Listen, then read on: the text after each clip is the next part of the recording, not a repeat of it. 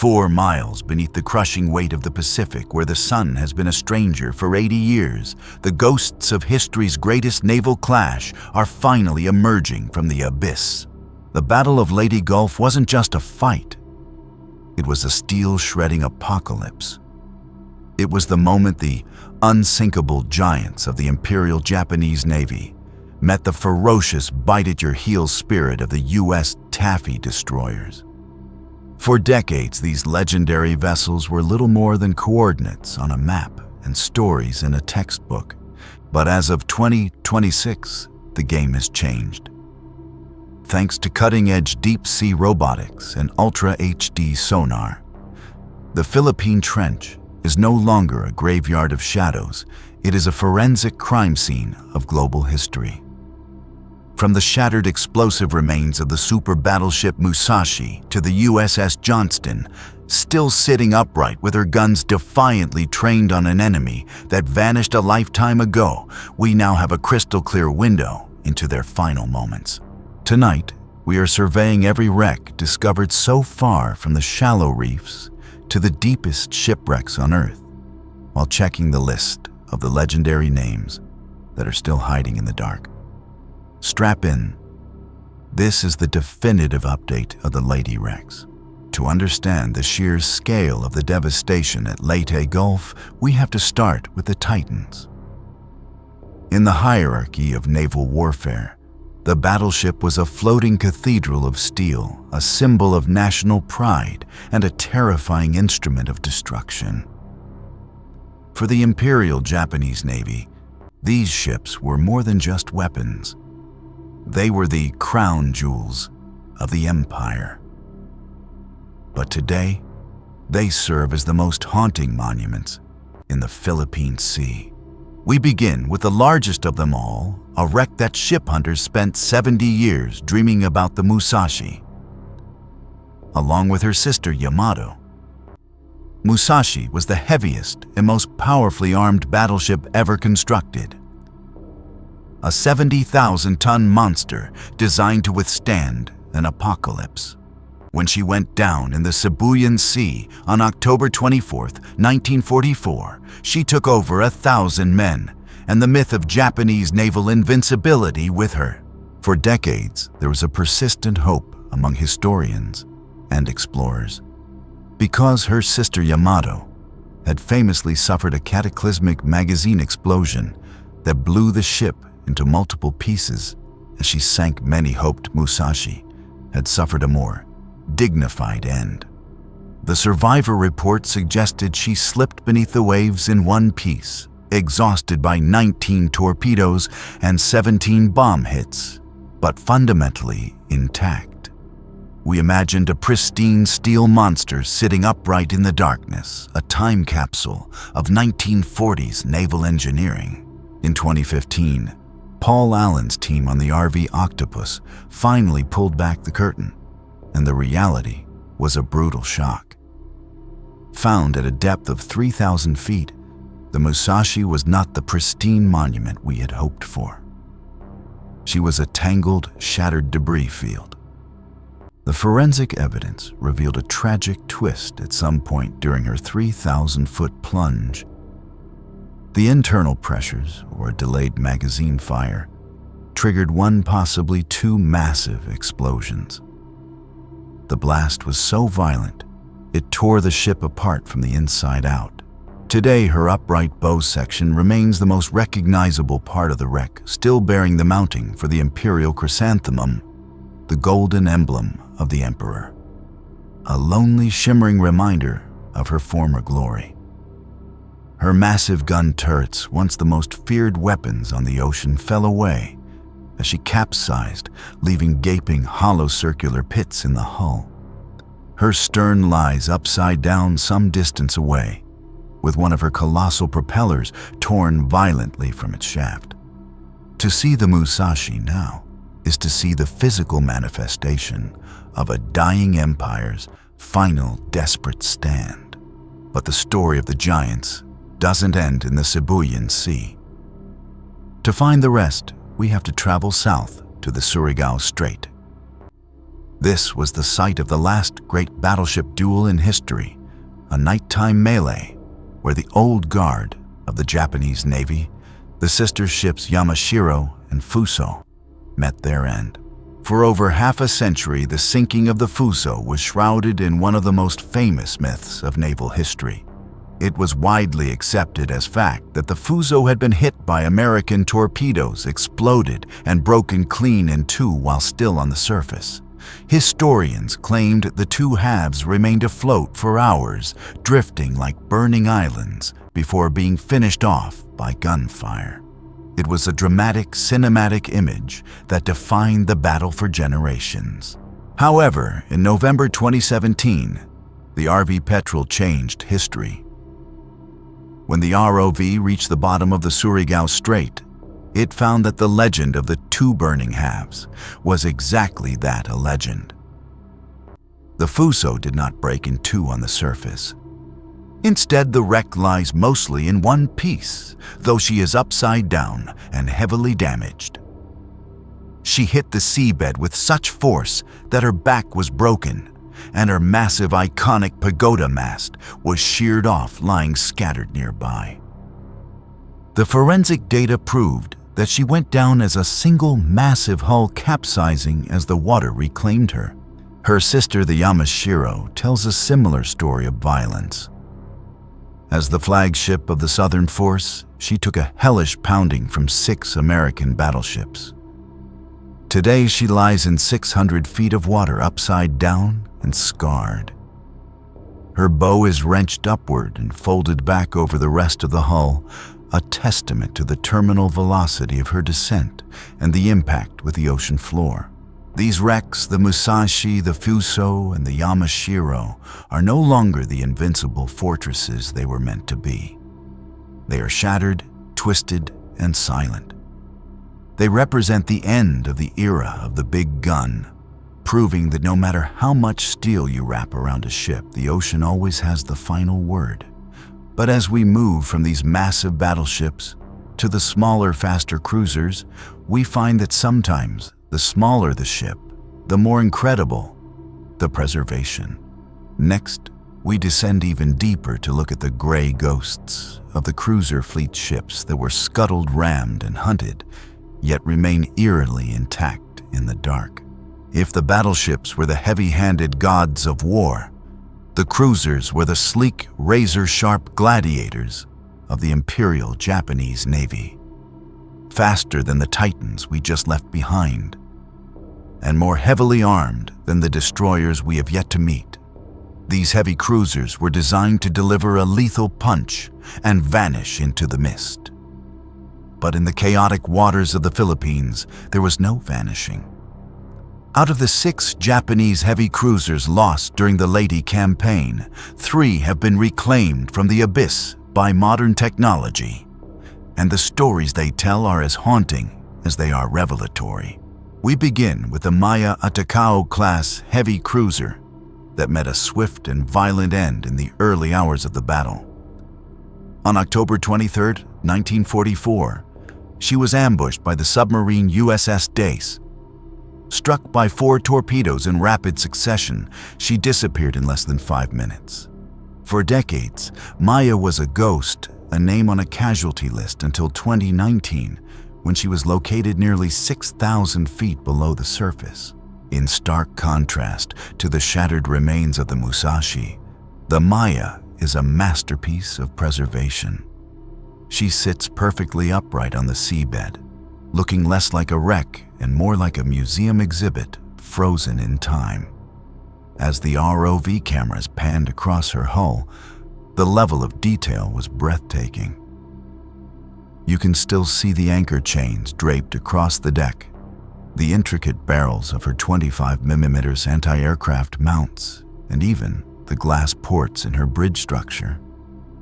Because she sank so quickly and in such deep, cold water, she was spared the violent surface explosions that tore her larger cousins apart. She is a silent, pristine sentinel, a time capsule of 1940s naval design that remains almost as sharp today as the day she left the shipyard. But her sister ship, the Chokai, tells a different story, one that forces us to rewrite the history books. For over 80 years, naval historians believed they knew exactly how the Chokai died. The story went that a single 5-inch shell from the American escort carrier White Plains struck the Chokai's deck, detonating her own Long Lance torpedoes. These oxygen-fueled weapons were notoriously volatile, and the resulting explosion was thought to have crippled the ship instantly. However, when the RV Petro finally reached the Chokai in 2019, at a staggering depth of 17,000 feet, nearly the height of the Andes Mountains, the forensic evidence told a different tale. Upon inspecting the torpedo tubes and storage racks, explorers found them damaged, but not obliterated. There was no evidence of the cataclysmic Long Lance explosion that had been the centerpiece of the Chokai legend for decades. Instead, she shows the marks of a brutal conventional pounding. Her stern deck is collapsed, and her forward turrets are frozen at their maximum elevation, as if still trying to swat American planes from the sky in her final moments.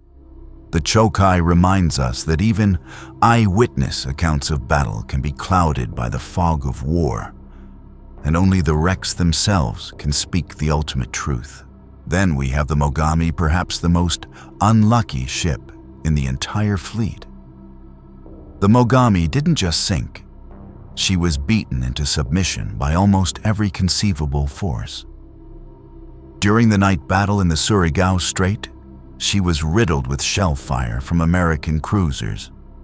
In the chaos of the retreat, she was accidentally rammed by the Japanese cruiser Nachi, which crumpled her bow. Then, as dawn broke, she was hounded by American carrier aircraft, suffering multiple bomb hits that turned her wooden flight deck into a pyre. When the sonar images of the Mogami were released in late 2019, they revealed a ship that had been through hell. Her bow is a mangled wreck, partially folded back over her forward guns, a permanent scar from her collision with the Nachi. Her superstructure is a twisted mess of perforated steel, showing the impact of hundreds of shells. Her stern is shattered, likely from the implosion of air pockets, as she made her long final descent to 4,700 feet. Unlike the pristine Maya, the Mogami looks like a ship that fought for every inch of water until she had nothing left to give. As of 2026, these three cruisers, the Maya, Chokai, and Mogami, serve as our primary witnesses to the cruiser war. But they are not alone. The light cruiser Kinu lies in much shallower water, a mangled wreck accessible even to skilled deepers, while others like the Atago and the Chikuma remain hidden in the deeper reaches of the Philippine Trench, waiting for the next generation of explorers. These silent assassins of the Japanese fleet highlight a transition. We have seen the destruction of the Japanese giants and the resilience of their cruisers. But the Battle of Leyte Gulf wasn't a one-sided affair. To understand the true spirit of this engagement, we have to turn our cameras toward the American side of the graveyard. We have to look at the ships that weren't supposed to survive, the ones that were outgunned and outweighed, but refused to back down. Next, we move to the small boys of the U.S. Navy, the heroes of Taffy 3, and the deepest shipwrecks ever discovered by man. If the Japanese heavy cruisers were the gladiators of the Pacific, then the ships of Taffy 3 were the small boys, who were never supposed to survive the day. To understand the wreckage of the American fleet at Leyte is to witness the aftermath of one of the most lopsided and heroic stands in the history of naval warfare. On the morning night of October 25th, 1944, a tiny task unit of tin can destroyers and jeep carriers found themselves the only thing standing between the massive Japanese center force and the vulnerable landing beaches. Today, these ships hold the record for the deepest shipwrecks ever reached by human eyes, resting in the crushing, lightless silence of the Philippine Trench. We begin with the USS St. Lo. While she was not the largest American ship lost in the battle, that grim honor belongs to the USS Princeton. She holds a dark place in history as the first major warship ever sunk by a kamikaze attack. Originally named the Midway, she was a small escort carrier, a workhorse, designed for sub-hunting and ground support, not for a fleet engagement against battleships. When the RV Petrel located her in 2019, at a depth of over 15,000 feet, the cameras revealed the sheer trauma of her final moments. The St. Lo was effectively decapitated by the explosions that followed the kamikaze strike. Her stern is a mangled graveyard of twisted steel and bent propeller shafts, showing the force of a detonation that tore through her flight deck and ignited her magazines.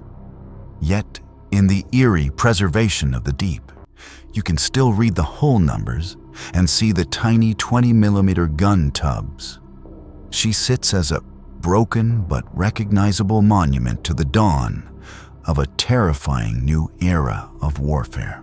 But the true legends of Taffy 3 are the destroyers that charged into the teeth of the Japanese giants to buy the carrier's time. Chief among them is the USS Johnston. For years, the Johnston was the holy grail of deep-sea wreck hunting. In 2021, an expedition by Caledon Oceanic finally reached the main hull at a staggering 21,180 feet. The sight of the Johnston is enough to give any historian chills. She sits upright on the seabed, and her remaining 5-inch gun turrets are still trained out toward the starboard side, forever pointed at the enemy she refused to flee from. The forensic survey of the Johnston reads like a biography of courage. Her bridge, where Commander Ernest Evans famously stood, is heavily damaged, showing the scars of the heavy-caliber shells that raked the ship. Her hull is peppered with hundreds of shell holes, a testament to the hellish pounding she took for nearly 3 hours. Because she rests so deep, there is almost no marine life to encrust her hull. She is a pristine steel-gray ghost, frozen in the exact posture of her final defiant charge. However, as deep as the Johnston lies, she no longer holds the crown for the deepest shipwreck ever found.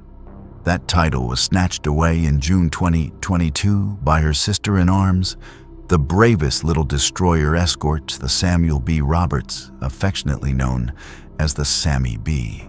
The discovery of the Sammy B was almost an accident found while explorers were actually searching for the carrier Gambier Bay. They stumbled upon a lone triple-tube torpedo mount sticking out of the mud, and they knew instantly they had found the ship that fought like a battleship. Resting at 22,621 feet, nearly 7 kilometers down the Sammy B, is a marvel of deep-sea preservation. When the ROV cameras illuminated her hull, the detail was hauntingly sharp. Because the water at that depth is so still and devoid of life, you can actually see the areas where the crew had done maintenance on her paint before the battle. You can see unexploded depth charges still in their racks and shell holes where Japanese fire cooked off ammunition inside her mounts. The Sammy B hit the bottom bow first, and her nose is crumpled from the impact with the seabed, but she remains mostly in one piece. Her guns, like the Johnston's, are angled in different directions, showing how she was fighting on all sides. At the end, a tiny ship surrounded by giants, refusing to sink without a fight. These American wrecks, the St. Lo, the Johnston, and the Sammy B, represent the rise of the small giants. They are physical proof that in the Battle of Leyte Gulf, the size of the ship mattered far less than the resolve of the men aboard. They lie in the deepest, darkest reaches of our planet, preserved in a state of near perfection that allows us to count every bolt and every bullet hole. But for every ship we have found, there are others that the abyss has yet to give up. The missing of Leyte Gulf are some of the most famous names in naval history. And as we look toward the future of exploration in 2026, the hunt for these lost legends is only getting started. Next, we look at the missing ghosts, the ships that are still hiding in the shadows of the Philippine Trench, and the legends who will be born when they are finally found. As we emerge from the lightless depths of the Philippine Trench, having surveyed the iron remains of the Johnston and the Sammy B, we are forced to confront a humbling reality for every ship we have mapped. In high definition, there are dozens more that the abyss has yet to surrender. The graveyard of Leyte is vast, and its most storied residents are still hiding in the shadows. To look for these missing ghosts in 2026 is to push the very limits of human technology and endurance. The holy grail of this search remains without question the Japanese fleet carrier Zuikaku. For naval historians, finding the Zuikaku would be the discovery of a lifetime, the final chapter of a saga that began at Pearl Harbor.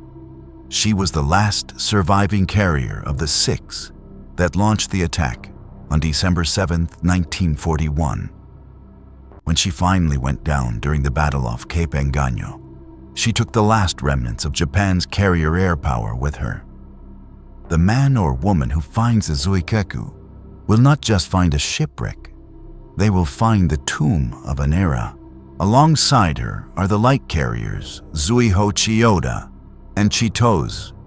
We know they are out there, likely resting on the steep, unstable slopes of the underwater mountains off the coast of Luzon. But the terrain is treacherous.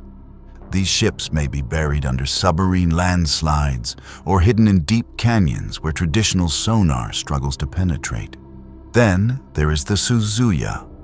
If the records are accurate, the Suzuya might just be the deepest shipwreck on the planet waiting to snatch the crown from the Samuel B. Roberts. Her reported sinking coordinates put her in a region where the seabed drops to a staggering 27,600 feet, over 8,400 meters down. To reach her, we would need a new generation of submersibles capable of withstanding pressures that would crush a modern nuclear submarine like a soda can. Finding the Suzuya isn't just a matter of history. It is the ultimate moonshot of ocean exploration. On the American side, the search continues for the USS Gambier Bay. There is a certain irony to her story. The expedition that discovered the Sammy B was actually looking for the Gambier Bay when they stumbled upon the destroyer escort. The jeep carrier remains elusive, possibly sitting in a debris field so scattered that it is difficult to distinguish from the natural jagged rock of the trench. And we cannot forget the USS Princeton. Her loss was one of the most violent spectacles of the entire battle. When her magazines ignited, the resulting explosion was so massive, it physically altered the ship's structure before she even began her descent. It is highly likely that there is very little of the Princeton left to find above the silt line. But locating her debris field would provide the final piece of the puzzle for the Battle of Leyte Gulf. So how do we find them? As of 2026, the hunt has moved beyond the era of lucky guesses. We are now entering the age of the autonomous swarm. Instead of a single ship towing a single sonar fish, we are now deploying fleets of AI-driven AUVs, autonomous underwater vehicles. These drones can operate independently for weeks at a time, hugging the contours of the sea floor and using machine learning algorithms to identify anomalies that look like man-made steel. We are also seeing the rise of 3D photogrammetry at extreme depths. In the coming year, we won't just see grainy photos of these wrecks. We will be able to walk through digital twins of them in virtual reality reconstructed from billions of laser scan data points. This technology allows us to perform digital archaeology, seeing how the ships collapsed and identifying the exact shell holes that sent them to the bottom, all without touching a single piece of the site. But as we look toward these future discoveries, we must remember that these ships are not just targets on a sonar screen. They are war graves. Beneath the ghost fleet of Leyte lie the remains of thousands of sailors' men from both sides who fought with unimaginable bravery. The search for the missing ghosts of Leyte isn't just about breaking depth records or claiming firsts. It is about ensuring that the stories of the Zui Keku, the Gambier Bay, and the thousands of men who served on them are never forgotten. As long as these ships remain missing, their stories remain unfinished. In the final part of our journey, we will reflect on why we keep going back to these deepest, darkest depths and what these silent witnesses can teach us about the cost of war. As we pull our ROVs back toward the surface, leaving the silent world of the Philippine Trench behind it, it's hard not to feel a sense of profound reverence. These shipwrecks, from the shattered titans like Musashi to the defiant small boys of Taffy 3, are far more than just archaeological sites or rusted relics. They are the final watch stations of the men who never returned to the sun. They are the physical anchors of our history, holding fast in the dark to ensure that the events of October 1944 are never erased by the tide of time. In the deep, cold embrace of the Pacific, the preservation is so perfect that the violence of the battle feels as if it happened only yesterday. We see the shell holes, the trained guns, and the imperial emblems not as mere objects, but as the last echoes of a generation's courage and sacrifice.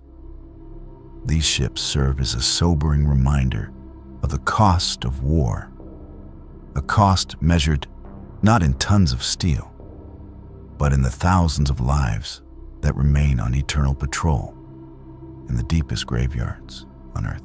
But history is a living thing, and as of 2026, the story is far from over.